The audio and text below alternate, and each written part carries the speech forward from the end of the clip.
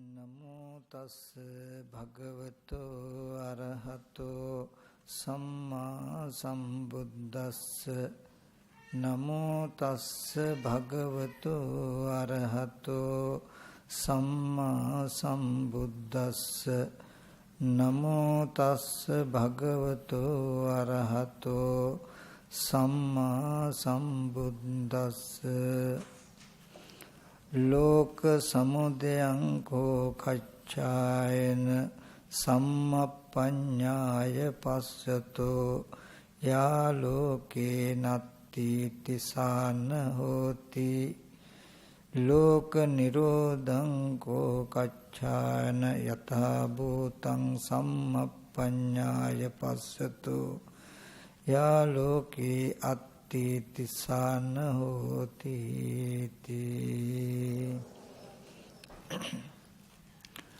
සදා පූජනීය වන්දනීය මහා සංඝරත්නයන් අවසරයි. ශ්‍රද්ධා බුද්ධ සම්පන්න කාරුණික පින්වතුනි, මේ පින්වත් හැමදෙනාම ගෙවල් දොරවල් වල නොයේ කටයුතු කාරණා තිබුණත් ඒ හැම දෙයක්ම පැත්තකින් තබලා මේ විහාරස්ථානයට ආවේ සසර දුක්ගිනි නිවීම පිණිස ලෞතර බුදුරජාණන් වහන්සේ අපි කෙරෙහි අනුකම්පාවෙන් දේශනා කළ සද්ධර්මයෙන් විදක් ශ්‍රවණය කරන්ට. ඒ නිසා ඒ තමන් ආකාරණාව වඩාත් හොඳට සාර්ථක කරගන්නට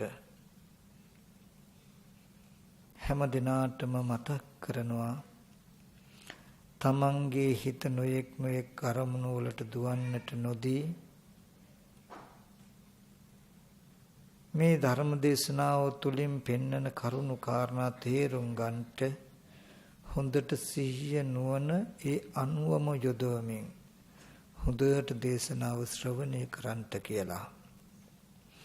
මම ඊයේත් මතක් කළා, අදත් ඒ ටික මතක් කරන්නම්.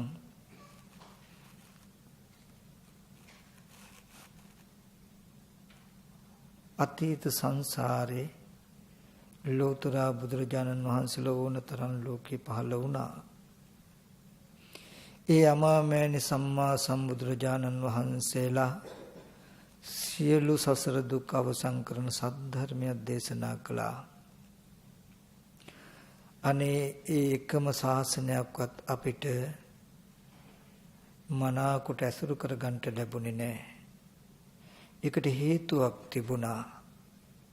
ඒ අමාමෑණියන් වහන්සේ ලෝකේ පහළ වෙලා සද්ධර්මයේ දේශනා කරනකොට අපි කළ අකුසල කර්මයකට කල්ප ගණන් පැහැෙන අවීචයක ඉපදිච්ච අය වෙන්න ඇති.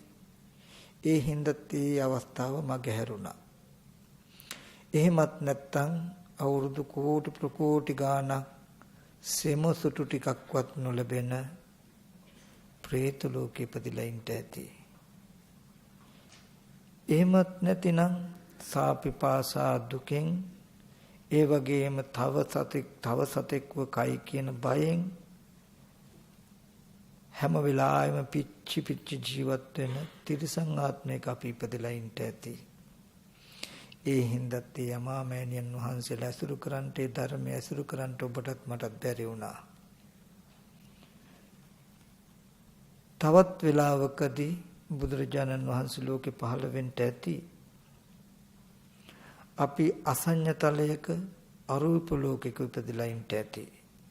ඒත් අපිට ඒ සද්ධර්මය වැරදුනා. ඒ බුදුරජාණන් වහන්සේ පහළ වෙච්ච ධර්මයේ තියෙන මේ ලෝක ධාතුයේම සමහර විට අපි ඉපදලා ඇති. ඕනතරම් සමහර විට නෙමෙයි ඉපදුනා. අනේ ඒ කාලවලදී කිසිම උගත්කමක් නැති නේච්ච ගතිය ඇති නොදියුණු පලාතක අපි ඉපදලා ඇති. වැදි යුගයේ වගේ කියන ඒත් ඒ තථාගතයන් වහන්සේලා ධර්මයට අපිට හම්බුනේ නැහැ.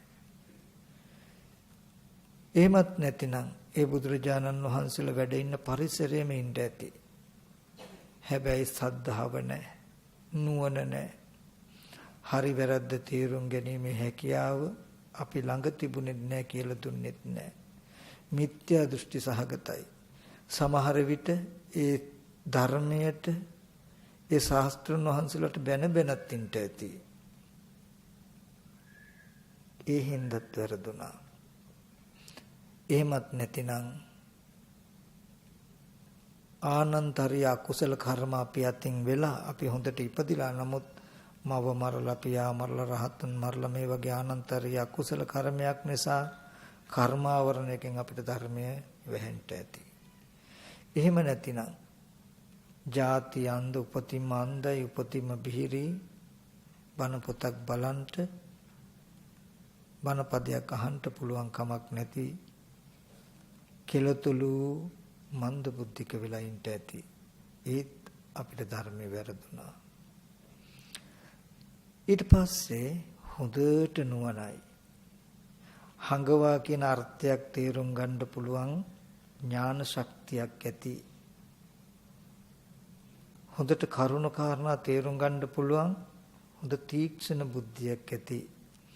මිනිස්සෙක් වෙලා අපි මේ ලෝක ධාතුවේ ඉපදෙන්න ඇති. ඒත් අවාසනාවකට ඒ කාලේ බුදුහාමුදුරුවෝ පහළ වෙලා නැහැ. ධර්මයේ පහළ වෙලා නැහැ. අපිට ජීවිතයේ යහපත එනකොට සද්ධර්මය තථාගතයන් වහන්සේලාත් නැහැ. තථාගතයන් වහන්සේ සද්ධර්මයේ ලෝකේ තියෙනකොට අපේ ජීවිතයට යහපතක් නැහැ.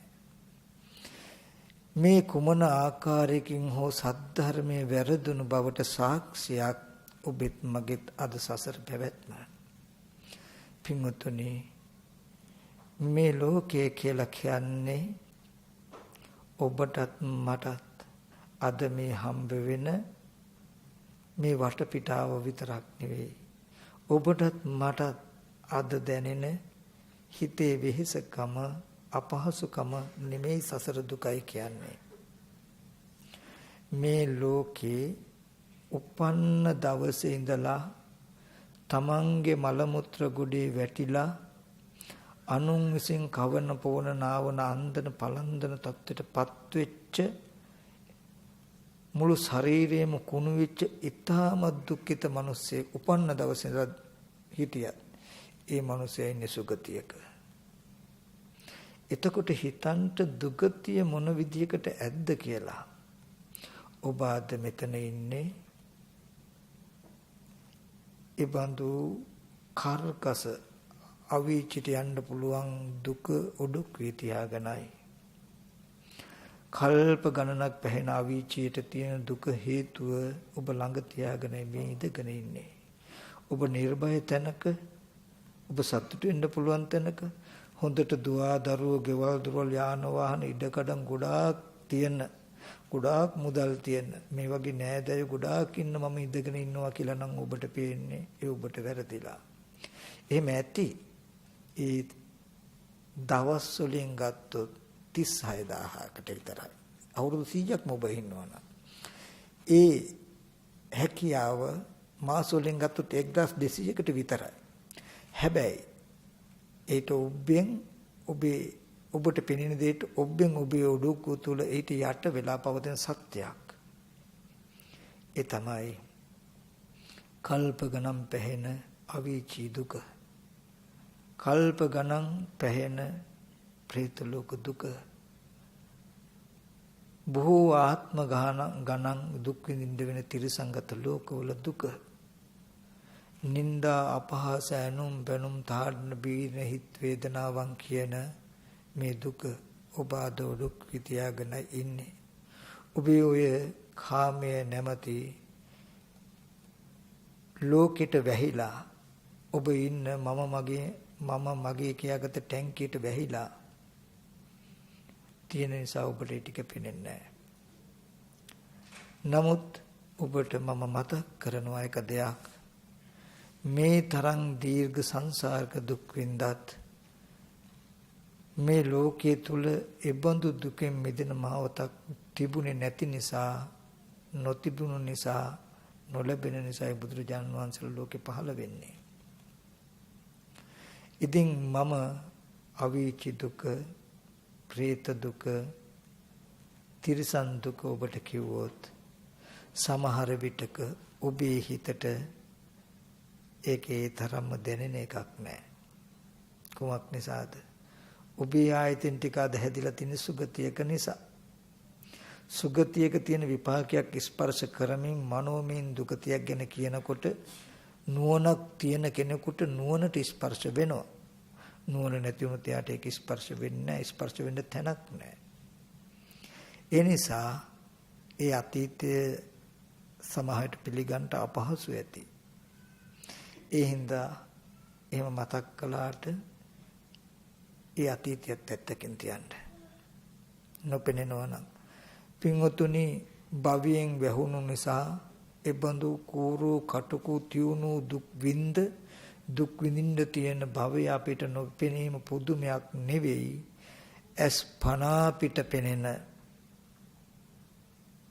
මේ දේවලුත් ඇහි හැපි පෙනෙන අරමුණුත් අපිට නොපෙනෙනකොට ඔබ සමග එකට ඉපදෙලා එකට ජීවත් වෙලා ඔබ වගේම මම මගේ කියලා ජීවත්ව හිටපු කී දෙනෙක් මේ ලෝකෙන් ගිහිල්ලා ඇද්ද? ඒත් ඔබට තේරෙන්නේ ඒ අය මරුණාට ඔබ මැරෙන්නේ නැහැ වගේ. ඒ වගේම තමන්ගේ ජීවිතයේ අන්තිම කාලේ ජරා ජීර්ණ ස්වභාවයටපත් වෙලා අනුන්සින් කවන පොවන නාවන අන්දන පලන්දන තත්වයටපත් වෙන විදිහට මේ රූපේ දිරලා ජරා ජීර්ණ බවටපත් වෙච්ච කොච්චර අය ඔබට හමු වෙලා ඇද්ද? ඒත් ඔබට ඒක පේන්නේ මේ හැම එකකින්ම කියන්නේ මගේ හෙට දවසේ ජීවිතය නේද කියලා පේන්නේ. ඔබට හිතෙන්නේ යා වයස වුණාට වයසයි එච්චරයි. හැබැයි මම එහෙම වෙන්නේ නෑ වගේ.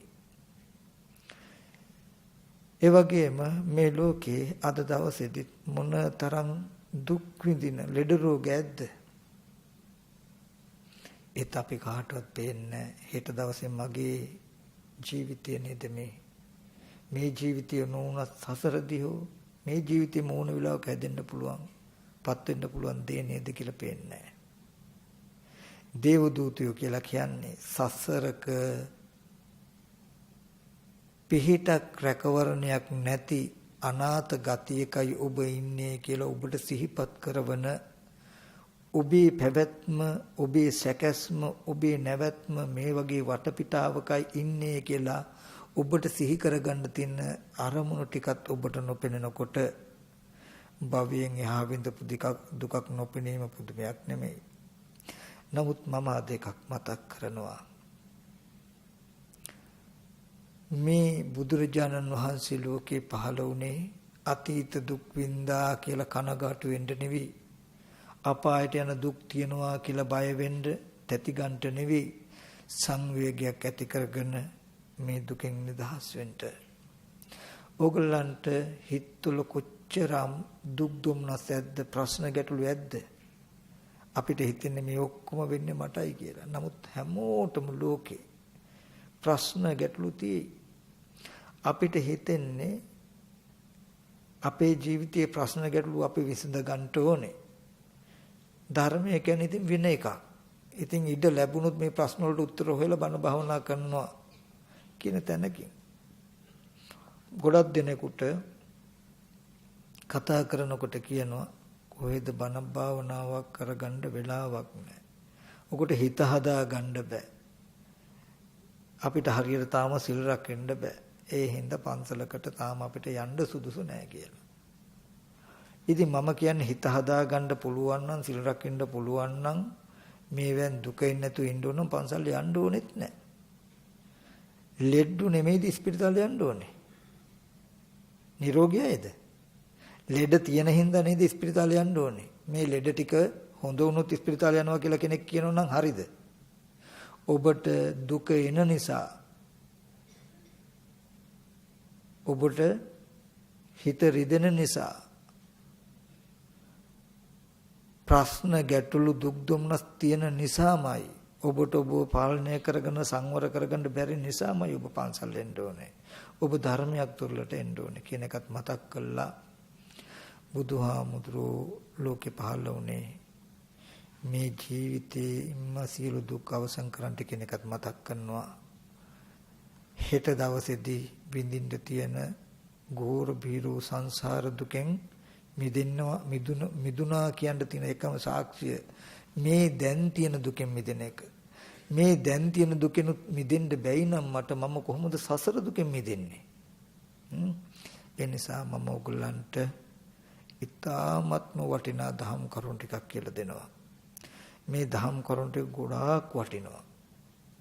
ඒ හින්දා හොඳට අහන්න මේක තේරුම් ගන්න උත්සාහවත් වෙන්න කියන එක මතක් කරනවා. මේ ටික තේරුනොත් ඒකාන්තයෙන් ඔබේ සසර ගමන බොහෝ කල නැහැ. සසර ගමන පැත්තකින් තැබේ ඔබේ ඔය මේ ජීවිතයේ දුක බොහෝ කලක් පවතින්නේ නැහැ.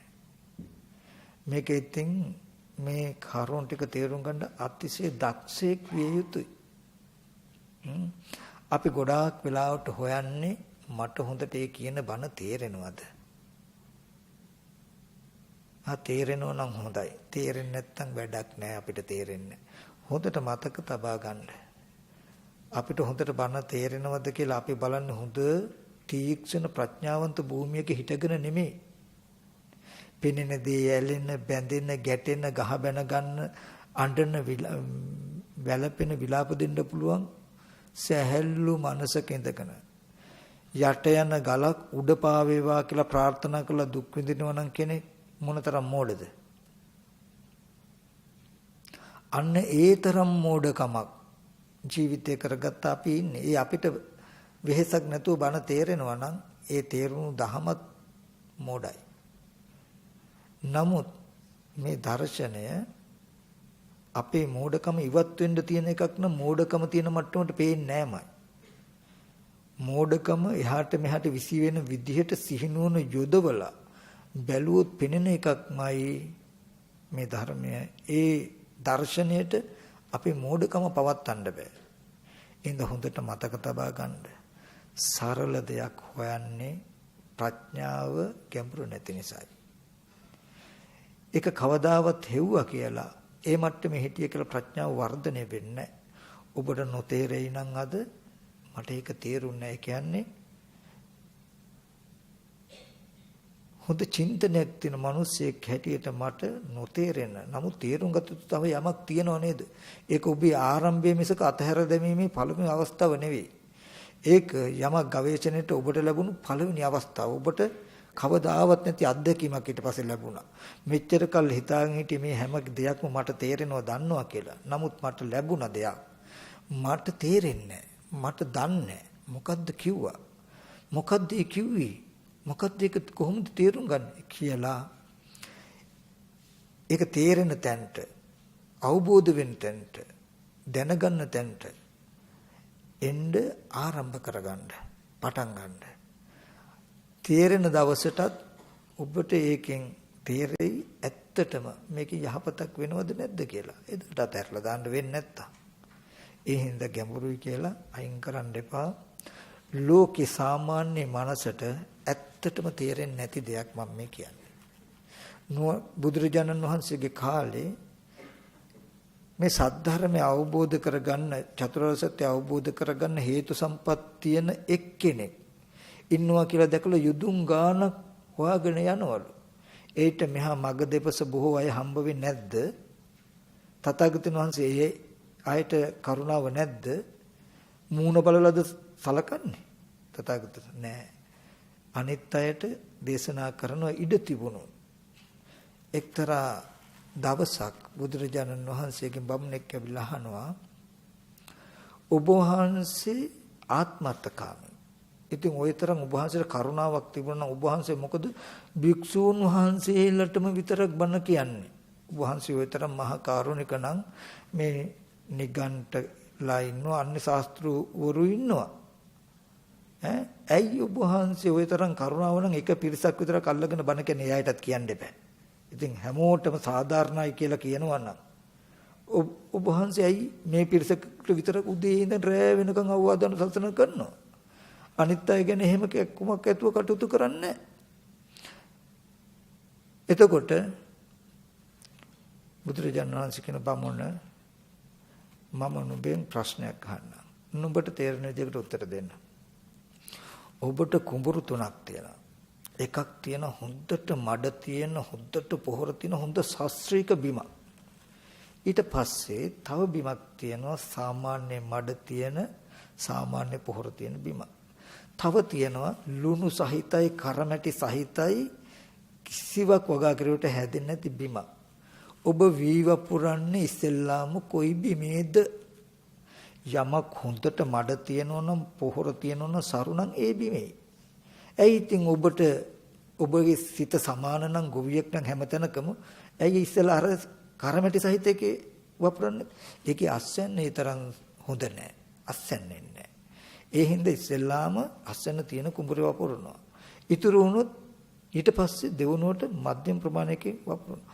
හැදුනත් කමන්නේ නැහැදුනත් කමන්නේ අඩුම ගානේ ගවයෙක්වත් කයිනේ කියන අදහසින් ඉතිරියක් තිබුණොත් අරක වපුරලා දානවා. බමුණ මාත් ඒ වගේ භික්ෂු භික්ෂුණී උපාසක උපාසිකා කියන්නේ සාරවත් බිමක්. හොඳට කන් යොමු කළා මේ ධර්මය අහනවා ඉගෙන ගන්නවා. එතෙන්ට වපුරපු දේ ප්‍රතිඵලයක් තියෙනවා. ගන්න හින්දා මම එයාට ගොඩාක් කියනවා. ඊට පස්සේ සාමාන්‍ය මිනිස්සු ඉන්නවා. ඒ අයට ඊට පස්සේ කියනවා. නමුත් යම් කිසි කෙනෙක් මේ ධර්මය හොඳට දැනගත යුතුයි, ඉගෙනගත යුතුයි, ඒක පුරුදු පුහුණු කට යුතුයි කියලා හිතන්නේ වෙන දෘෂ්ටියකින් ඉන්නේ. ඉතින් ඉඳලා හිටලා ඒ අයටත් බණපදයක් කියනවා අහම්බෙන් හෝ වචනයක් තේරුනොත් ඒකත් යහපත් නේ කියලා. වික්ෂුන් වහන්සේලාට විතරක් කියන්න නැවත නැවතත් අනිත් අයට නොකියන්නත් හේතුව මෙන්න මේක කිව්වහම තේරුම් ගත්තා. ඉතින් ඒ වගේ මේ පින්වුන්ට මතක් කරන්න මේ බණහන තැන උනත් ඕගොල්ලෝ බලා ගන්නට ඕනේ. ඕගොල්ලෝ මේ කුඹුරු තුනේ කොයි කුඹුරුද කියන එක මම මොන කුඹුරුද වෙන්නේ කියන එක නොතේරෙන්න පුළුවන්. නොතේරුණත් මට තේරුනේ නැහැ. බුදුහාමුදුරන්ගේ ධර්මයේ තේරුනේ නැහනේ.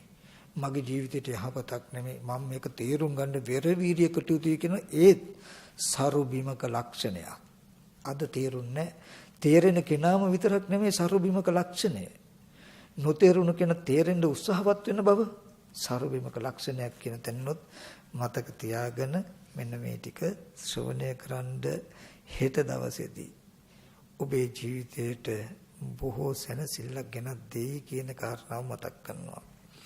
පින්වතුනි සංයුත්ත නිකායේ කච්චානගුත්ත කියලා සූත්‍රයක් තියෙනවා. ඒ සූත්‍රයේ බුදුරජාණන් වහන්සේ පෙන්නනවා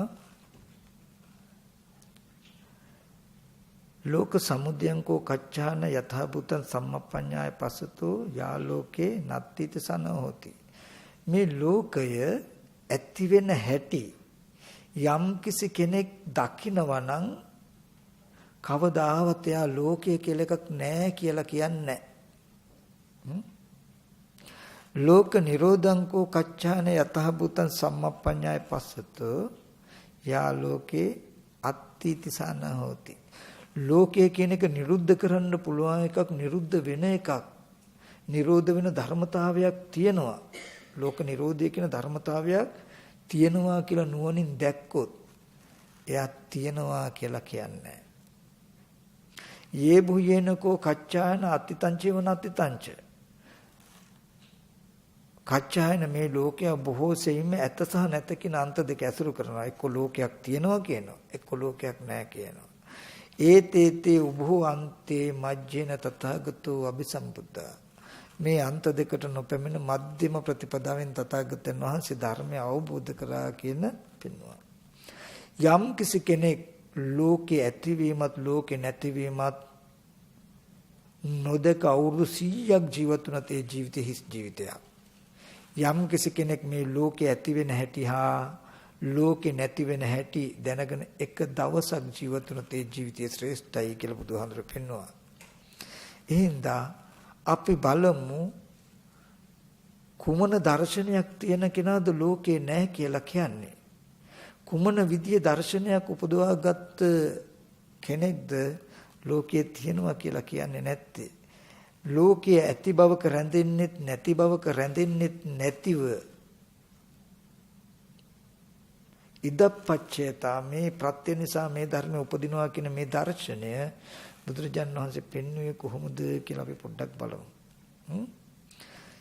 ඉස්සෙල්ලා බලමු ලෝක සමුදය ඇතිවෙන්න ඉස්සෙල්ලා ලෝකය කියන එක. බුදුරජාණන් වහන්සේ කිව්ව නිසා නෙවෙයි, මම කියන නිසා නෙමෙයි. ඔබ ඔබේ ජීවිතේ බණ කියනවා බණ අහනවා කියලා තව එක රටාවක් නෙමෙයි මේ. සැබෑවටම ප්‍රශ්නයක් විසඳ ගන්න මේ යන්නේ. මම මේ මොනවා හරි දෙයක් කියන්න ආව නෙමෙයි. සැබෑවටම දුකින් මිදුණු කෙනෙකුට දුකින් නිදහස් වෙන මාවතයි මේකෙන් හෙළි වෙන්නට ඕනේ. අපි බලමු ලෝකය කියන්නේ මොකක්ද කියලා. මොකක්ද ලෝකේ? ලෝකේ හඳුන ගන්න ප්‍රධාන ලක්ෂණයක් තියෙනවා. මොකද්ද?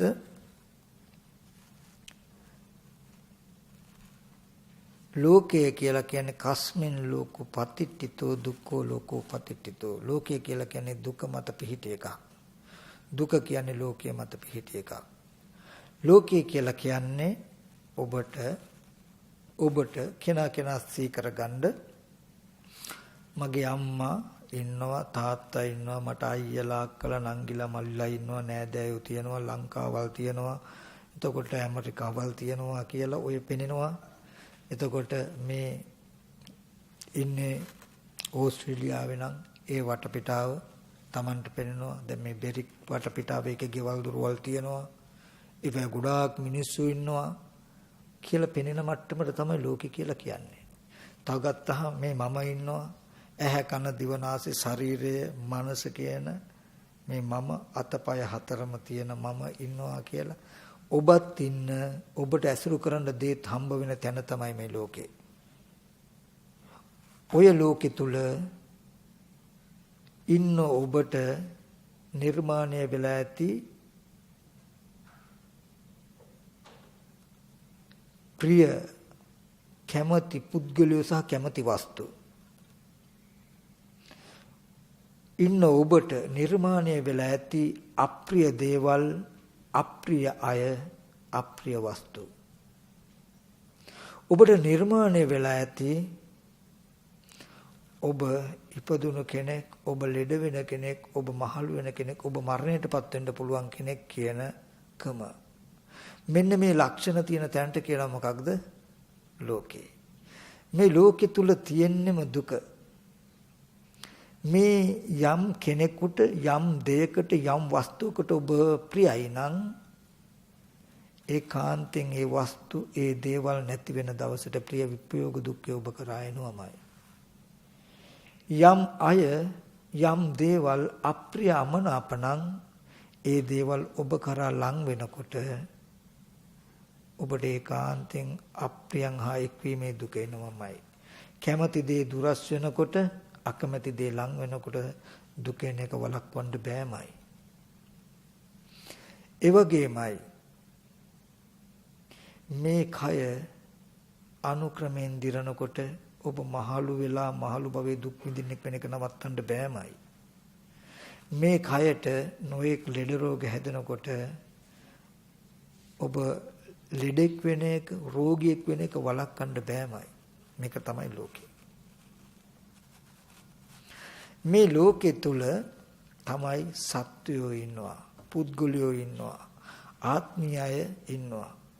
ඒ ගොඩාක් සත්වයෝ ඔයගලන්ට දැනෙන්නේ පෙර ජීවිතයක ඉඳලා කුසල අකුසල කර්ම කරගෙන උපන්න අය, තව කුසල අකුසල කර්ම කරගෙන එහාට යන අය. මේ මම මතක් කරන්නේ ලෝකේ හැටි, ලෝකේ විස්තරේ. ඔයගලන්ට දැනෙන්න, අපිට දැනෙන්න දේ. දැන් බුදුරජාණන් වහන්සේ පෙන්නනවා මෙන්න මෙහෙම ලෝකය කියලා දෙයක් තියෙනවා කියලා දකිනකොට නුවණින් යුක්තව යම් කිසි කෙනෙක් ලෝකය කියන එක හැදෙන හැටි දකින්න කෙනා නෑ කියන්නේ. හැබැයි දැන් මේ ලෝකෙ තිබුණට ඕගොල්ලෝ දන්නවද ওই ලෝකෙ හැදුනේ කොහොමද කියලා? අන්න එතනයි වටින්නේ. අපි බලමු යම් කිසි කෙනෙක් මේ කයෙන් නිදහස් වෙන්න හරි නිවන් දකින්න හරි ගිහිල්ලා මම කියලා කෙනෙක් නැහැ, සත්වයක් නැහැ, පුද්ගලයෙක් නැහැ. මේ කුණප කොටස් ටිකක් තියෙන හේතු ප්‍රත්‍යයෙන් හටගත්ත දෙයක් තියෙන සත්‍ය පුද්ගලයෙක් නැහැ කියලා බැලුවොත් මොකද වෙන්නේ? මේ කය මට මම කියලා පෙනෙනවා වගේ ඕගලන්ට ওই කය මම කියලා පෙනෙනවද නැද්ද? පෙනෙනවා. ඕගලන්ට ওই කය මම කියලා පෙනෙද්දී මම කියලා කෙනෙක් නැහැ, සත්වයක් නැහැ, පුද්ගලයෙක් නැහැ කිව්වොත් ඒක බොරුවක්ද නැද්ද? දැන් ඕගලන්ට මේ මම කියලා පෙනෙනවා නම් මේ කය මම කියලා පෙනෙද්දී මම කියලා කෙනෙක් නැහැ කිව්වොත් නැහැ කියන එක බොරුවක්ද ඇත්තද? ඕගලන්ට පෙනෙනවද නැද්ද මේ කය මම කියලා? පෙනෙනවා. කය මම කියලා පෙනෙනවා නම් මම ඉන්නවා නම් ඉද්දි අපි මම කියලා කෙනෙක් නැහැ, සත්වෙක් නැහැ, පුද්ගලෙක් නැහැ කියලා හිත රවට්ට ගන්න බොරුවක් කියනව නෙමෙයිද මේ? බොරු කළ නිවන් දකින්න පුළුවන්ද? ඕගලන්ට මේ ඉන්නේ සත්වය පුද්ගලය කියලා පෙනෙනවද නැද්ද? අවංකවම කියන්නේ. පෙනෙනවා. මෙහෙම සත්වය ඉන්නවා පුද්ගලයෝ ඉන්නවා කියලා පෙනෙද්දි මෙතන සත්වයෝ නැහැ පුද්ගලයෝ නැහැ හේතුඵල ධමයක් රූප කොටස් ටිකක් තියෙන්නේ කියලා බලනවා නම් ඕගොල්ලන්ටම වංචා කරගන්නව නෙමෙයිද? බොරු කියනව නෙමෙයිද? සත්ව පුද්ගල භාවයට පෙනෙද්දිත් ඕගොල්ලන්ට පෙනෙනවා. ඕගොල්ලොම ආත්ම වංචාවක් කරගන්නේ. Tamanට මෙච්චර පෙනෙනදී තමන්ම ඊගාවට කියනවා නෑ එහෙම එකෙක් නෑ. සත්වයක් නෑ පුද්ගලෙක්. සත්වයක් නැත්නම් පුද්ගලෙක් නැත්නම් මේ පෙනෙන්නේ මොකද්ද? එහෙනම් දැන් බුදුදහමෙන් පෙන්වුවේ මෙන්න මේක. සත්‍යයක් පුද්ගලයෙක් නැහැ, මම කියලා කෙනෙක් නැහැ කියන එක කියන්න එපා. මොකද්ද? ලෝකේ ඇති වෙන හැටි දකින කෙනා නැහැ කියන්නේ. මම ඉන්න හිඳයි සත්‍ය පුද්ගලයෝ ඉන්න හිඳයි ලෝකේ කියන එකක් තියෙන්නේ. මම නැත්තම් සත්‍ය පුද්ගලයෝ නැත්තම් දුක්ඛ සත්‍යයකුත් නැහැ. ඔය යම් කිසි කෙනෙක් මම නැහැ සත්‍ය පුද්ගලයෝ නැහැ කියනවනම් දුක්ඛ සත්‍ය නැහැ කියන එක කියන්නේ. පිරිසින් දකින්න දුකක් ඉතුරු වෙන්නේ නැහැ. එහෙනම් අපි මොකද්ද කරන්න ඕනේ? මෙතනදී සාධාරණව අපි මේ ප්‍රශ්නේ විසඳමු. මොකද්ද? දැන් මේ කය මම කියන කම පෙනෙනවා නම් මේ රූප සත්‍ය පුද්ගලයෝ කියලා පෙනෙනවා. ඕගොල්ලෝ ඔක්කොටම පේනව නේද? අවංකවම කියන්නේ. පෙනෙනවා නම් මම නෑ සත්‍ය පුද්ගලයෝ නෑ කියන එකද සාධාරණ? මේ කය මම විදියට පෙනෙන්නේ කොහොමද? මේ රූප සත්‍ය විදියට පෙනෙනකම ඇති උනේ කොහොමද කියලා හෙව්වොත් හොයනවා නම් නෑ කියලා බලන එකද මේ විදියට පෙනෙනවා නම් පෙනෙන දේ උනේ කොහොමද කියලා බලනවා නම් මේ දෙකෙන් සාධාරණ කෝකද?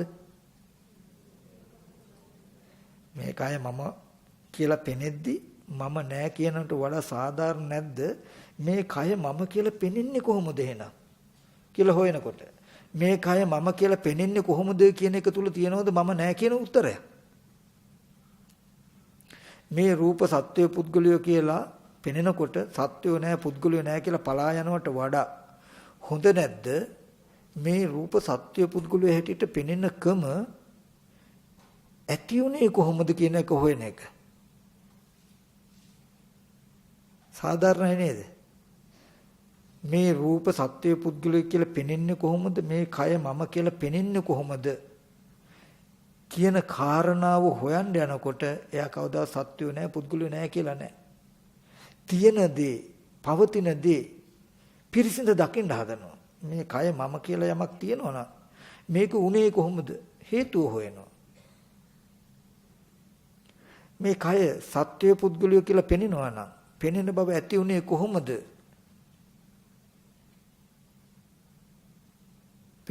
පෙනුණු බව ඇති උනේ කොහොමද කියලා හොයනවා.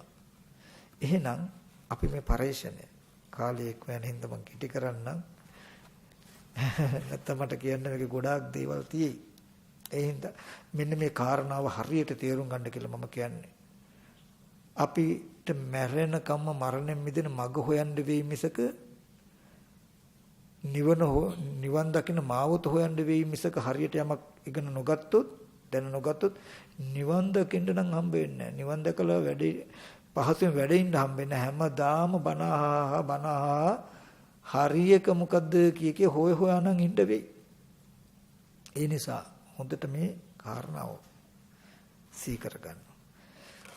ඔන්න ඔය සිද්ධියටයි බුදුරජාණන් වහන්සේ පෙන්වන්නේ ලෝකයේ ඇති වෙච්ච හැටි දකින්න කෙනා ලෝකේ නැහැ කියන්නේ නැහැ කියලා.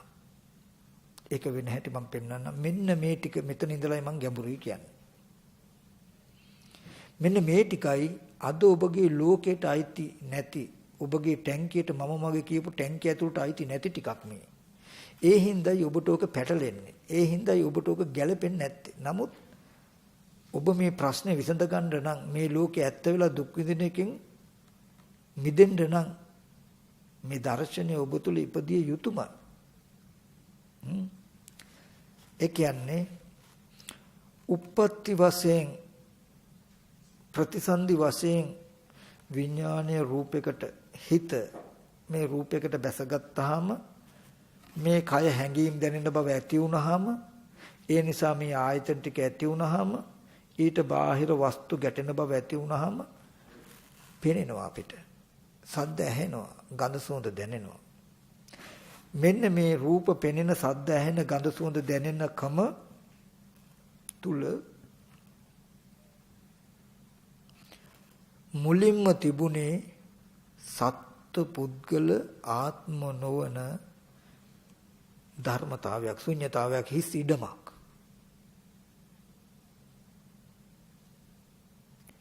එතන තිබුණේ චිත්ත චෛතසික රූප කියන ධර්මතා ටික. පරමාර්ථ වශයෙන් එතන තිබුණා චිත්ත චෛතසික රූප කියන ධර්මතා ටික. ඒ රූපවල තිබුණේ පඨවි ආපෝ තේජෝ වායෝ කියන සතර මහා ධාතු. මට විස්තර කරන්න වෙලාව මදි. ඕගොල්ලන්ට රැ වෙන නිසා නැත්නම් මං අද හිතාගෙන හිටියේ එකින් එක විස්තර කරනවා කියලා. ඉතින් මාර්ග ධර්මයක් වෙන්න ඇති. නමුත් හොඳට තේරුම් ගන්න මෙන්න මේක පස්සේ මේකට ඌනේ පුරවලා මං ඊගාව තැනක දේශනා කරන්න. නමුත් අද මේ ටික තේරුම් ගන්න. මේ ස්පර්ශ ආයතන 6 උප්පත්ති වශයෙන් ගෙනෙනකොට ශුන්‍යයි. සත්ත්ව පුද්ගල ආත්ම භාවයෙන් තොර පෙනෙන ඇහෙන කමක් තිබුණා. ඒ පෙනෙන්නේ මට, ඇහෙන්නේ මට කියලා ඒක උරුම කරගන්න මේ මම කියන ගතිය තිබුණෙත් නැහැ. මේ පැත්තේ Taman හිටියෙත් නැහැ. පෙනෙන පැත්තේ සත්‍ය පුද්ගලෙත් හිටියේ නැහැ. උදාහරණයක් ගත්තොත් රූප වාහිනී තිරයක පෙනෙන රූප පැත්තට හොඳට හිත තබන්න. රූප වාහිනී තිරයක පෙනෙන රූප ඇතුලේ සත්‍ය පුද්ගලයෝ ඉන්නවද? නැහැ. එබ්බඳු රූපමයි ඇස් ඉදිරි පිටට ආවේ. ඇහෙන සද්ද තුල හොඳ සද්ද, නරක සද්ද, බනින සද්ද, ප්‍රශංසා කරන සද්ද තිබුණේ නැහැ.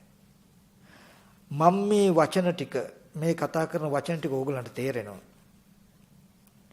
නමුත් මේ විදිහට කතා කරන ওই විදිහටම කන් තියෙන, කන් ඇහෙන, නමුත් අන්‍ය ජාතික කෙනෙක්, ජර්මන් හරි ප්‍රංශ හරි ජාතික කෙනෙක් මෙතන හිටියොත් මං කියන එක තේරෙයිද? ඉතින් කියන දේ ඇහෙනවා නම් එයාට තේරෙන්න ඕන, ඕගලන්ට තේරෙන්න ඕන. සද්දයක සැබෑ ස්වභාවය ඒකයි. හොඳවත් නැති, නරකත් නැති, නින්දාත් නැති, ප්‍රශංසාත් නැති සද්දයක් තමයි ඔබේ කනට එන්නේ. ඒ විදිහටයි සද්ද තිබුණේ. මේ ආයතන 6ෙම තියෙන්නේ එහෙම මට්ටමක්. ඒ බඳු ආයතන ටිකට ඇහැට රූපයක් එනකොට පෙනෙනවා. ඔබ කලේ එක චූටි වරදක් විතරයි. කිරි කලයක් දොවල ගොම බින්දුවක් විතරයි දාන්න ඕනේ. ගොඩක් ඕනේ බින්දුවයි. ඔක්කොම කැටි ගහනවා. ඒ වගේ මේ පෙනෙන දෙයට චූටි සිත් මාත්‍රයක් විතරයි උපද්දන්න ඕනේ. මේ අරමුණ හොඳයි කියන ප්‍රඥා, හොඳයි කියන ප්‍රඥප්තියවත් එපා. කැමෙත් මේ අරමුණේ සතුටු වෙන කම විතරක්, සතුටු වෙන කමකින් මේ අරමුණට හිත නමන්න.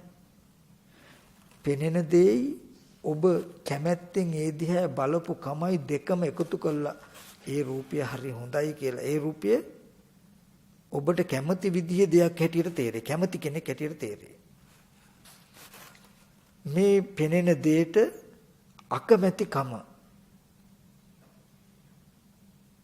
කියන සිතේ ගතිය විතරක් නමන්න. පෙනෙන දේ අකමැති දේ දෙකම එකට එකතු කළා ඔබට දැනෙයි මේ Taman කැමති නැති රූපයක් හැටියට. ඒ වගේම මේ පෙනෙන රූපෙට සිතුවිලි මාත්‍රයක් විතරක් හිතන්න. මේ මගේ දරුවා හොඳයි නේද කියලා. පෙනෙන දේත් හිතපු දේත් එකතු වෙලා මේ රූප දරුවා කියලා හැදෙයි. මේකේ කතාව මෙච්චරයි. පෙනෙන ටික තිබුණේ ස්කන්ධ ටික සත්ව පුද්ගල නොවන. Taman තුලින් එකතු වුණා පෙනෙන දේට ඇහෙන දේට තණ්හා උපාදාන කියන ගති දෙක විතරයි. උපාදානය කියනකොට මේ පෙනෙන දේ සත්වයේ පුද්ගලයක ආත්ම හැටියට ගන්න එකට කියන සත්ව පුද්ගල භාවයෙන් ගන්න එකට කියන අත්වාද උපාදානයි. මේ පෙනෙන පැත්තට පෙනෙන තැනක අන්තර්ගතය දන්නේ තියෙන දේ දන්නේ නොදන්න හින්දා සත්වයේ පුද්ගලයක ආත්මයක් කියන හැඟීමෙන් බැලුවේ අත්වාද උපාදානයි. උපාදානයි තමන් ගාව තියෙන්නේ. එතකොට දැන් පෙනෙන දෙයට මේ වගේ ගති ටිකක් එකතු කළ පමණකින් ඔබ තුල කාම භූමිය කර්ම භවය සකස් වෙනවා. දැන් ඔබට පෙනෙන්නේ මේ ආයතන ටික පැත්තේ මිනිස්සුයෝ ඉන්නවා, සත්වයෝ ඉන්නවා, පුද්ගලයෝ ඉන්නවා, වටිනා වස්තු තියනවා කියලා. එහෙම පෙනෙන්නේ ඔබටයි. මට කියන්න තියෙන දේ ඔබෙන් අහුවොත් ලෝකේ කියන්නේ මොකද්ද කියලා මේ මගේ අම්මා තාත්තා දුව පුතා නංගිලා මල්ලා ගෙවල් දොරවල් තියනවා මේ අය එක්ක ඉන්න එකයි මේ ලෝකේ කියන්නේ. ඒක වැරදි නෑ. ඒ ඔබ පවසන්නේ ඔබේ අත්දැකීම. ඔබටයි ওই විදිහට ලෝකෙ පෙනෙන්නේ. හැබැයි ওই විදිහට මේ වස්තු ආරම්භය සත්වයේ ඉන්න පුද්ගලයෝ ඉන්න වටිනා නොවටිනා කමට තියනවා කියලා අද ඔබට පෙනෙනකම උප්පත්ති වශයෙන් ඔබ අරගෙන ආවේ නැහැ. ඔබ අරගෙන ආවේ පෙනෙන ඇහෙන ආයතන ටිකක්. වර්තමාන කෙලස් ටිකක් එකතු කළයි. වර්තමාන දිට්ඨියක් එකතු කළයි සිතෙන්. ඔබට මේ ලෝකේ නිර්මාණය වෙලා තියෙන්නේ. දැන් ඔබ දන්නවා ප්‍රතිසන්දි වශයෙන් අරගෙන ආපු පිරිසිදු ශුන්්‍යත ඔය ස්කන්ධ ටිකට කියන්නේ ප්‍රතිසන්දි වශයෙන් පැමිණි ආයතන ටිකේ සැබෑ ස්වභාවය හඳුනන නම් තුනක් තමයි මොකද්ද? අනිමිත්තයි.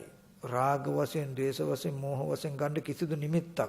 කාම ලෝක, රූප ලෝක, අරූප ලෝක හැටියට ගන්න කිසිදු නිමිත්තක්. දෙවියෝ, බ්‍රහ්මියෝ, මිනිස්යෝ, තිරසංගත සත්ත්වෝ හැටියට ගන්න කිසිදු නිමිත්තක් නැහැ. ඒ හින්දා අනිමිත්තයි. ඒ ස්පර්ශ ආයතන හයේ සත්ව පුද්ගල ආත්ම භාවයෙන් යුක්ත කිසිවක් නොතිබුණු නිසා ශුන්‍යතයි. ඒ ආයතන හයේ ප්‍රාර්ථනා කටයුතු කිසිම වස්තුවක් නොතිබුණු නිසා අපනිහිතයි. අනිමිත්ත ශුන්‍යත අපනිහිත කියන ලක්ෂණ තුනකින් සමන්විත ස්කන්ධ ටිකක් තමයි ප්‍රතිසන්දි වශයෙන් පැමිණෙන්නේ. ඒ ටිකට ඔබ ටික ටික වැඩෙන්න මේ ආයතන ටික ලොකු වෙන්න ඒව දිහා ඔබ බැලුවේ. පුද්ගලයෝ ඉන්නවා, වටිනා දේවල් තියනවා, මිනිස්සුයෝ ඉන්නවා කියන අදහසෙන් ඔබ බැලුවේ. එහෙම ඔබ ඒ පෙනෙන ඇහෙන දෙයට ඔබ ඔය විදිහට බලපු නිසා ඔබ තුල මිම්මක් පිහිටියා පෙනෙන ඇහෙන පැත්තේ. මිනිස්සුයෝ ඉන්නවා, වටිනා තියෙන දේවල් තියනවා කියලා. වපුරපු දෙය අපිට කපන්න වෙන්නේ. අපිම ඇති කරපු කර්මයටයි අපිට විඳින්න වෙලා තියෙන්නේ. දැන් ඔබට මේ ලෝකෙ පෙනෙන්නේ මේ සත්‍ය පුද්ගලයෝ කියලා. මේ කය මම කියලා. හොඳට දකින්න මෙහෙම පෙනෙන කම ඇති වෙලා තියෙන්නේ ඔබට. ඒකයි ලෝකෙ ඇති වෙන හැටි දකින්න කෙනා ලෝකෙ නෑ කියන්නේ. පෙනෙන ඇහෙන ටිකට තණ්හා උපාදාන කියන කෙලෙස් ටික තබා ගත්තාම කර්ම භවය හැදෙනවා. එදාට මේ රූපේ තමන් වෙලා මේ රූපේ සත්වයේ පුද්ගලයෝ වෙලා වටිනා කියන කමට එයාට පෙනෙන කම නිර්මාණය වෙනවා කියලා දකින හින්දා ලෝකේ කියලා එකක් නෑ කියන්නේ. එතකොට මෙතනින් පෙන්වුවේ මේ රූපය මට නම් පෙනෙන්නේ සත්වයක් කියලා. මම සුදුසුද මේ සත්වය කොහේ ඉඳන් එන්න ඇද්ද? මරණයෙන් පස්සේ කොහාට යයිද කියලා අහනකොටම තියෙනවා මේ රූපේ සත්වයා කියලා පෙනෙන හැටි හැදුන ක්‍රමේ මම දන්නේ නැහැ කියන එක. මේ රූපේ මට සත්වයා කියලා පෙනෙනවා නම් පෙනෙනකොට මේ රූපේ සත්වයක් හැටියට පෙනෙනකම ඇති උනේ කොහොමද කියන එක මම නොදන්නකොට මට හිතෙන්නේ ඇත්තටම සත්වයක් ඉන්නවා ඉන්න හින්දානේ මට සත්වයක් ඉන්නවා කියලා පේන්නේ කියලායි. එතකොටම සක්කාය දිට්ඨිය ඇති වෙනවා. සක්කාය දිට්ඨිය කියන්නේ මේ සත්‍ය පුද්ගලික ඉන්නවා කියන එක.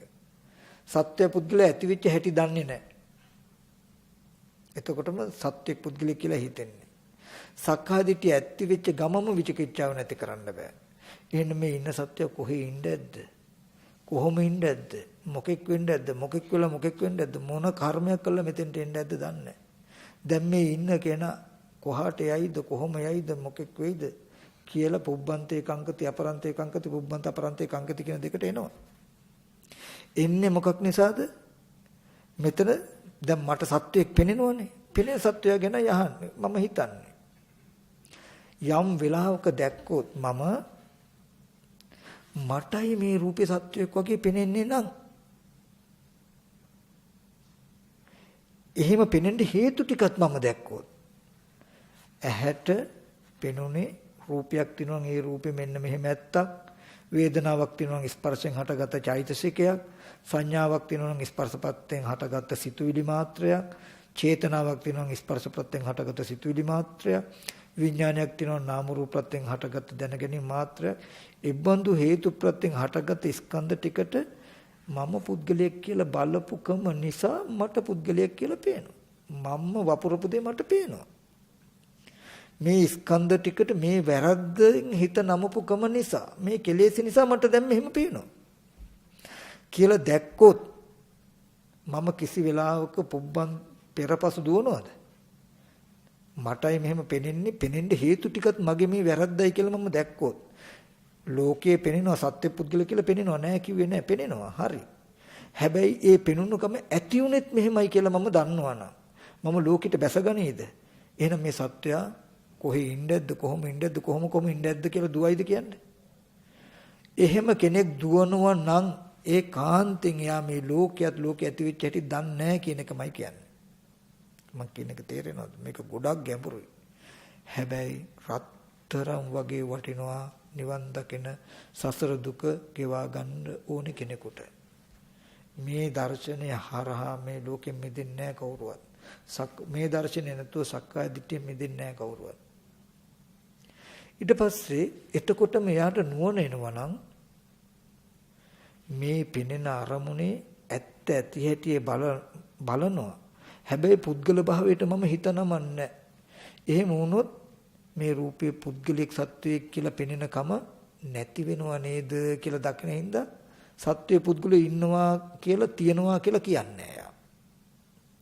ඇහැට පෙනෙන දේ ඇත්ත ඇති හැටි බැලුවොත් පුද්ගල භාවයට නොබැලුවොත් පුද්ගල භාවයට බලපුකම ටික ටික ගෙවෙනවා. අලුතෙන් පුද්ගල භාවය නූපදිනකොට ඕකට කියනවා උපං ආශ්‍රව ගෙවෙනවා නූපං ආශ්‍රව නූපදිනවා. උපන්න පුද්ගල භාවයක් තියෙනවා නම් ගෙවෙන විදිහට නූපම් පුද්ගල භාවය නූපදින විදිහට මේ රූපය ඇත්ත පෙන්වනවා. ඇත්ත පෙන්වන්න තියෙන්නේ ක්‍රම දෙකකට. මොකද්ද? පුද්ගලයෙක් කියලා ඉපදිලා පෙනෙන කමක් තියෙනවා. ඒක ටික ටික ගෙවෙන්න. අලුතෙන් මේ රූපය පුද්ගලයෙක් කියලා පෙනෙන විදිහ ඇති වෙන එක නොවෙන්න රූපය ඇත්ත පෙන්වනවා. ඔකට අපේ ජීවිතෙන් අර්ථය. ඔක පෙලෙන් කියන්නේ උපං ආශ්‍රව ගෙවෙන නූපං ආශ්‍රව නූපදින විදිහට හිතන එක යෝනිසමනසිකාරය. ඒක මගේ ජීවිතයේ වචනයට ගත්තොත් පුද්ගලයෙක් හැටියට මේ රූපේ පෙනෙන කම නැති වෙන්න දිය වෙන්න මේ රූපයේ පුද්ගලයෙක් හැටියට සත්වයක් හැටියට පෙනෙනකම අලුතෙන් ලියලන්නේ නැති වෙන විදිහට රූපය ගැන බලන්න මම ගත්තොත් ටික අලුතෙන් පුද්ගල භාවය නූපදින නිසා තියෙන ටික ගෙවිලා යන නිසා ගෙවෙනවා කියන්නේ ක්ෂය වෙනවා. ඔකට කියනවා එකපාරට නැති වෙන්නේ. ක්ෂය වෙනවා කියලා කියන්නේ ක්ෂය රෝගී කියලා කියන්නේ එකපාරට නැති වෙන්න. මේ පෙනහළු මේවා ටික ටික ගෙවෙන්න. කහ කැල්ලක් අපි උරච්ච කරනකොට, හඳුන් කැල්ලක් උරච්ච කරනකොට ක්ෂය වෙනවා. ටික ටික ගෙවෙන්න එකපාරට නැති වෙන්න. ඒ වගේ පුද්ගලයෙක් කියලා පෙන්න කමක් තියෙන එකපාරට නැති වෙන්නේ. මෙතන ඉඳලා ඉවුරක් අයින්ට ගිහිල්ලා වතුරකට ජබොක් ගාලා පයින්නවා වගේ ඕගොල්ලෝ හිතාගෙන අපි මෙහෙම යන කරගෙන යන නිවනට බක් ගාලා පණි වැටෙයි කියලාද? එහෙම නැහැ. අනුක්‍රමයෙන් දුක ගෙවා ගන්න ඕනේ. මේ සමුදය ගෙවා ගන්න ඕනේ.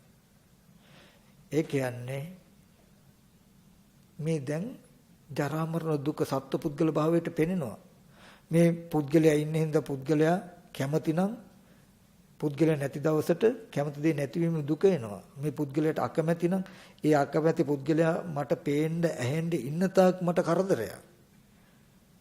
එතකොට මේ පුද්ගලයා කියන ටික මිම්ම නැති වුණොත් මට කැමැත්ත අකමැත්ත කියන දෙකම අතහැරෙනවා. එතකොට මේ පුද්ගලයා කියන ටික දන්නවා ඇති උනේ පෙනෙන දෙයට නූපම් පුද්ගල භාවයේ ඇති වෙන විදිහට උපම් පුද්ගල භාවයේ වැඩි වෙන විදිහට හිතපු හිඳයි මට පුද්ගල භාවයට පෙනෙන්නේ. ඒ හිඳයි මේ රූපයට යම්ම දෙයක් වුණොත් මට පුද්ගලයෙකුට උනා කියලා විඳින්න වෙන්නේ. මම හැමදාම රූපෙ දිහා බැලුවේ කන බොන ආහාරයෙන් හැදුණු සතර මහා ධාතුන් යුක්ත රූපമിതിය ඇස් ඉදිරිපිටට එනකොට නූපන් සංයෝජන ඇති වෙන විදිහට නූපන් දරුවා කියන අදහස ඇති වෙන විදිහට උපන්න දරුවා කියන අදහස වැඩි වෙන විදිහටයි මම ඒ දිහා හැමදාම බැලුවේ. බලන්න මට මේ දරුවමයි කියන පෙනීම තහවුරු වුණා. ඒ මං හදාගත්ත කර්මයට මං වපුරු බීජයට විපාක.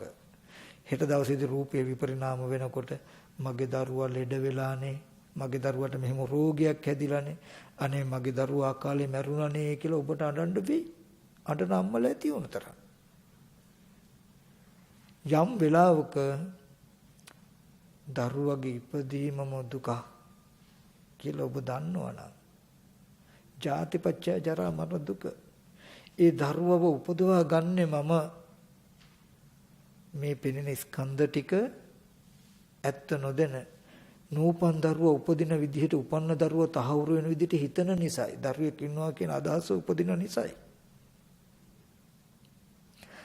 ඔබ ඒකේ දෝෂේ තේරුම් අරගෙන අනිත් පැත්තට හැදුවොත් එතකොට ඔය විදිහට නූපන් දරුවා කියන සංඥාව උපන් දරුවා කියන සංඥාව වැඩි දියුණු වෙන විදිහට ඒ රූපෙ දිහා බලනවා නම් ඒ ඇහෙන සද්දේ දරුවාගේ සද්දේ කියලා ඇසුරු කරනවා නම් ඔබට ආයතන හයෙන්ම දැනෙන්නේ දරුවා ඉන්නවා වගේ කියලා තේරෙන නිසා මේ විදිහට බැලුවොත් මෙහෙම පැවැත්මක් හැදෙන නිසා ලෝකේ කියලා එකක් නැහැ කියන්නේ දරුවා නැහැ කියන්නේ. ඔබ ওই විදිහට කටයුතු කළොත් ඔබට ඔහොම හම්බ වෙනවමයි. ඔහොම සැප දුක් විඳින්න වෙනවමයි. ඊට පස්සේ ඒ රූපය දිහා නූපන් දරුවා නූපදින උපන්න දරුවා කියන සංඥාව ගෙවෙන විදිහට රූපය ඇත්ත ටික ටික පෙන්න හිටියොත් ඔබට මේ දරුවා කියන අදහස ටික ටික ගෙවේ.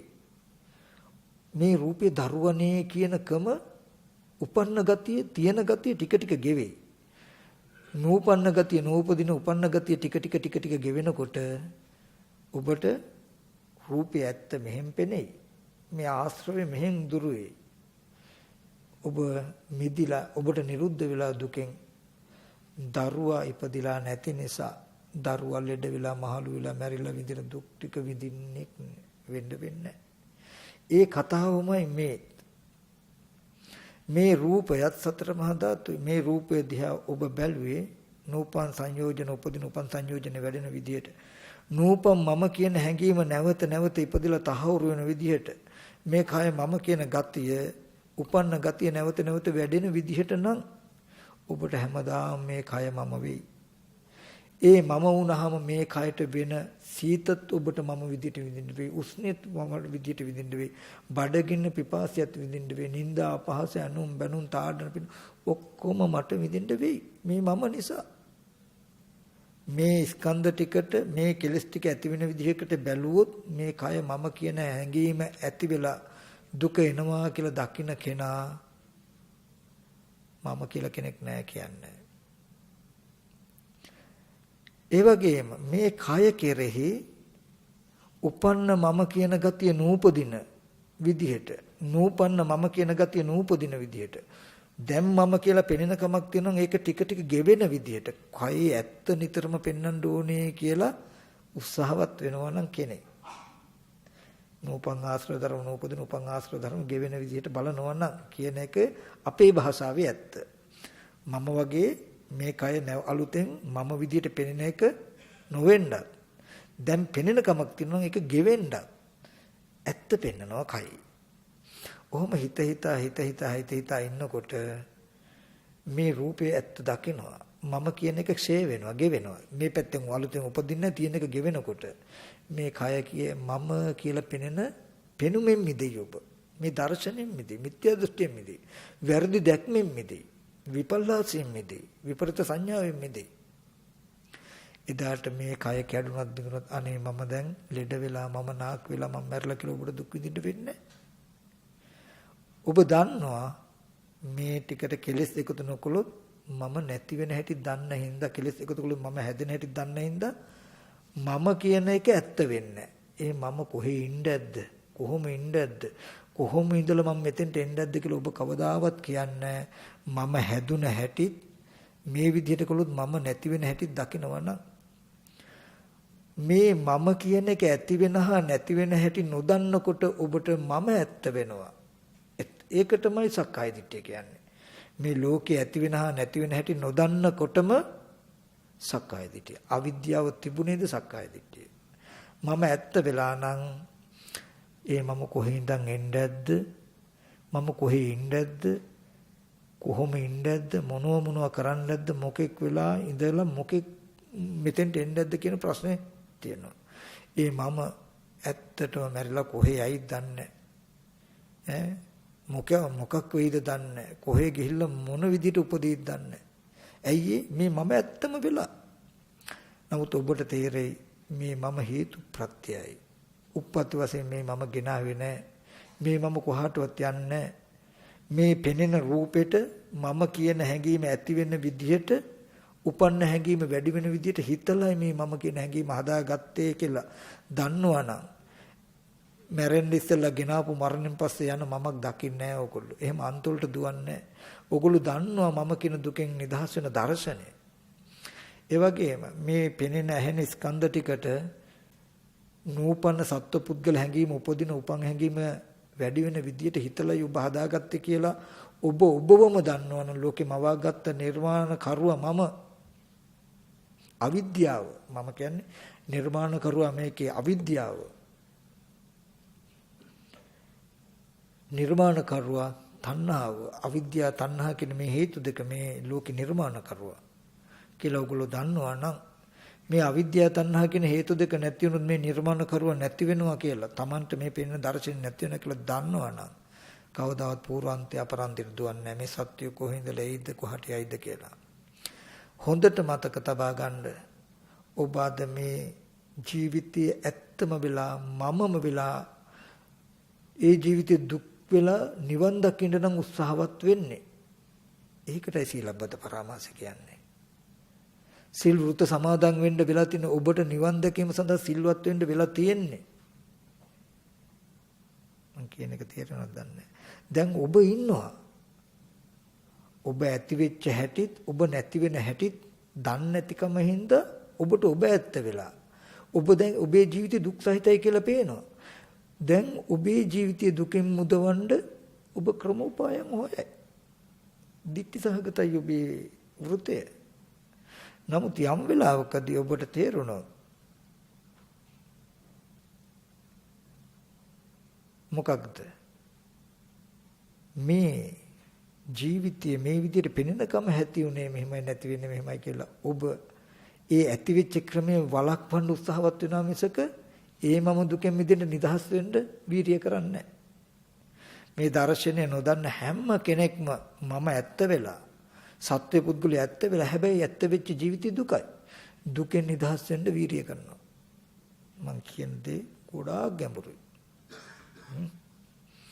මම දන්නේ කාටද තේරෙන්නේ කාටද නැත්තේ කියලා මටත් පුළුවන් ජාතක කතාවක් කියන්න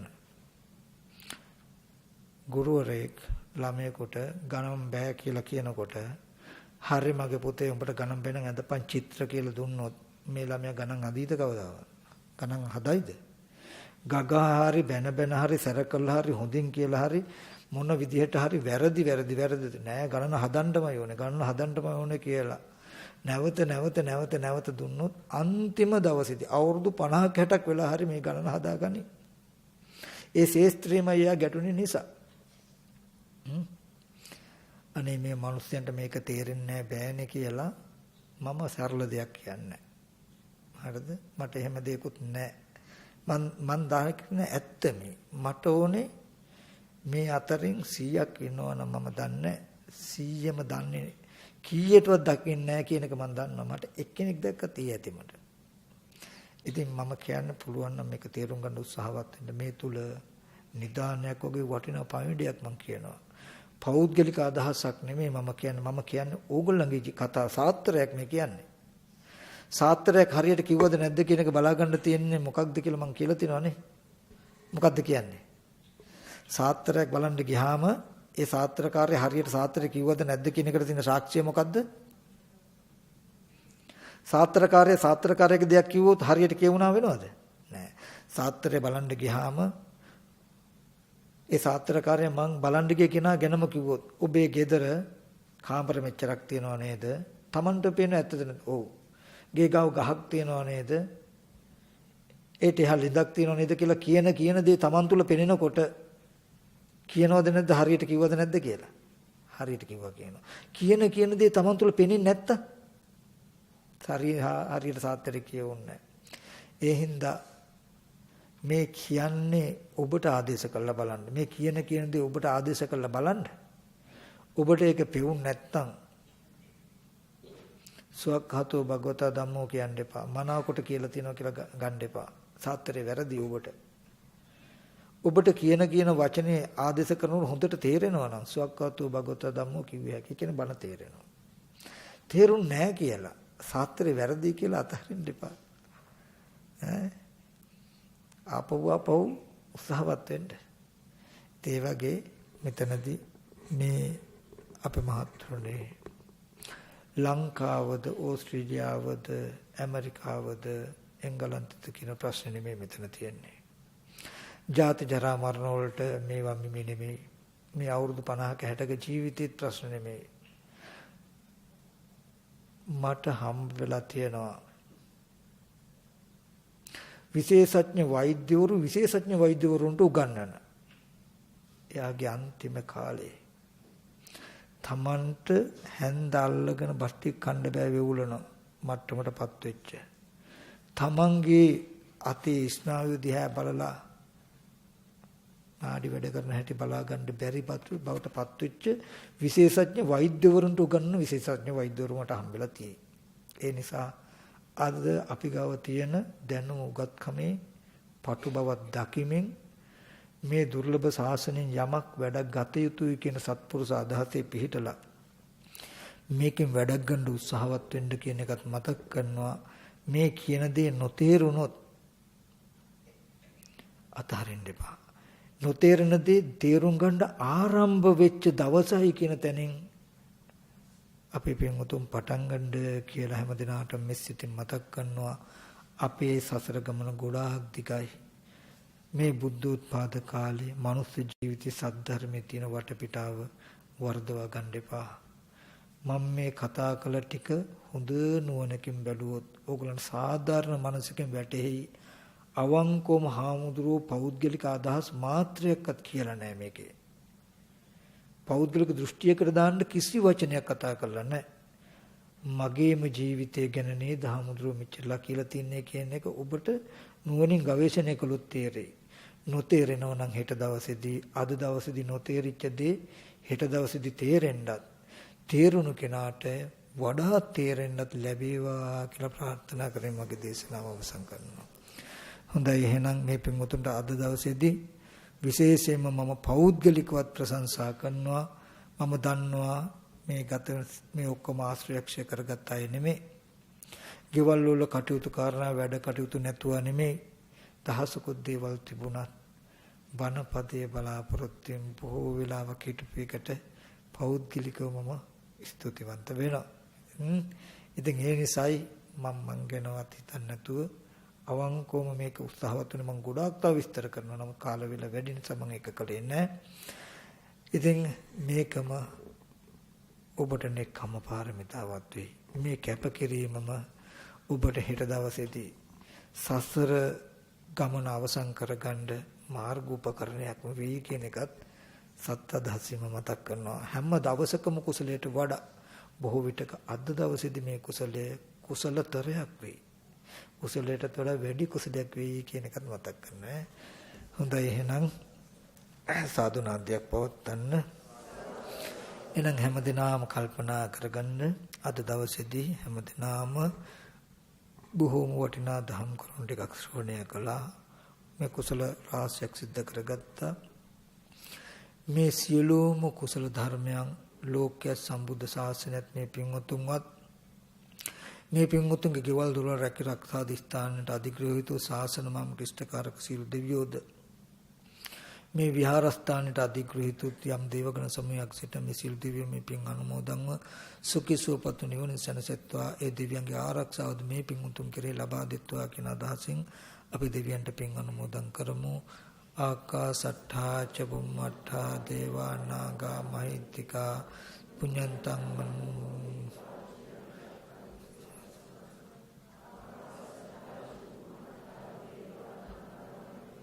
පුඤ්ඤන්තං අනුමෝදිත්වා චිරන් රක්ඛං ආකාසට්ඨා ච බුම්මට්ඨා දේවා නාග මහිත්‍තිකා පුඤ්ඤන්තං අනුමෝදිත්වා. ඒ වගේම මේ සියලුම කුසල ධර්මයන් මේ පින්වතුන්ට සිද්ධ කරගෙන මෙලොව ජීවිතය යහපත් කරගන්නට S2 පාද ගන්නට ඕගලන්ට ඉඩ අවස්ථාව සැලසෙන්නේ මේ ස්වාමීන් වහන්සේලා නිසායි. මේ ශ්‍රී ලංකාවේ ඉපදිලා හැදිලා වැඩුණු ඕගොල්ලන්ට ඊතා දුර රටකට ආවත් ඕගොල්ලන්ගේ ජීවිතයට ධර්මයක් ලැබෙන යහපත ලැබෙන පරිසරය ගෙනත් දෙන්නේ අම්මා කෙනෙක් දරුවෙකුට යහපතක් කරනවා තාත්තා කෙනෙක් දරුවෙකුට යහපතක් කරනවා වගේ අපේ පින්වත් ස්වාමීන් වහන්සේලා. ඒ අතර මේ විහාරස්ථානයේ වැඩ ඉන්න අපේ ආනන්ද නායක මාහිම්පාණන් වහන්සේ අපේ කෘතවේදීව ශ්‍රීපත් කටයුතුයි නායක මාහිම්පාණන් වහන්සේ ශ්‍රී ලංකාවට වැඩියත් උන්වහන්සේත් ඒ වගේම එතෙක් ඔබ බලා ගන්නා වූ පින්වත් අපේ මේ ස්වාමීන් වහන්සේලාත් සියලු දෙනාම ශ්‍රීපත් කරනවා. අද දවසේදී බණ කියලා බණ අහලා ඔබත් මමත් සිද්ධ කරගත්ත මේ සියලු කුසල ධර්මයන් අපේ පින්වත් ස්වාමීන් වහන්සේලාට අපි අනුමෝදන් කරන අනුමෝදන් වෙත්වා. පින්වත් ස්වාමීන් වහන්සේලාට නිදුක් නිරෝගී සුවපත් භාවී චිරජීවනයේ වෙත්වා. පින්වත් ස්වාමීන් වහන්සේලා ප්‍රාර්ථනීය බෝධිකෙන් උතුම් වෙන සැනසෙත්වා කියලා සාදුනා දෙකින් පින්. ඒ වගේම සාසන ඥාතිත්වයෙන් සාගී ඥාතිත්වයෙන් ඥාතිත්වය දරන ගිහි පින්වතුන් සිහිපත් කටයුතුයි පැවිදි ස්වාමීන් වහන්සේ සිහිපත් කටයුතුයි. ඒ අතරින් කලන ධර්මයෙන් යුක්තව මුලින්ම අපි සිහිපත් කටයුතුයි මේ විහාරස්ථානයේ ආරම්භ කරන්න කටයුතු කළ අපේ ගංගොඩවිල සෝම ස්වාමීන් වහන්සේ. ඉතින් උන්වහන්සේ මම අහලා තියෙන විදිහට ගොඩාක් ඈත දැකලා මේ විහාරස්ථානයේ ආරම්භ කරපු ස්වාමීන් වහන්සේ නමක් බොහෝ දෙනෙක් එපා කියද්දි කැලෑවක් අරගෙන අද දවසේදී මේ මට්ටමටපත් වෙන්න එදා අද දවස නුවණින් දැකලා ඔබට එදයි උන්වහන්සේ අද දවසේ ඔබට සේවය කරන වටපිටාව හැදුවේ. ඉතින් ඒ ගෞරවනීය අපවත් විදල සෝම ස්වාමීන් වහන්සේත් ඒ වගේම උන්වහන්සේ මඩිය නායක මාහිමිපාණන් වහන්සේ වරක් ප්‍රමුඛේ සංඝ පීතෘන් වහන්සේලා ත්‍රිපත් කරන ගමන් මේ පින්වතුන්ගේ නමින් නැසී කාල යාත්‍රා කළා වූ සියලු දෙමාපිය ගුරු ඥාති හිත මිත්‍රාදීන් සිහිපත් කරගන්න. ඒ ගිහි ඥාතිත්වය සහ පැවිදි ඥාතිත්වය දරුවා වූ මේ විහාරස්ථාන කරලා කියලා හදන්නට කැප වුණා වූ අපවත් වූ ස්වාමීන් වහන්සේලා කලුරිය කළා වූ උපාසක උපාසිකාවන් සීල දෙනාම සිහිපත් කරගෙන අපි කළ සීල කුසලයන් එයට අනුමෝදන් කරනවා කියන අදහසින් අපි පින් අනුමෝදන් කරමු. ඉදම්මේ ඥාතිනං හෝතු සුඛිතා හොන්තු ඥාතයෝ ඉදම්මේ ඥාතිනං හෝතු සුඛිතා හොන්තු ඥාතයෝ ඉදම්මේ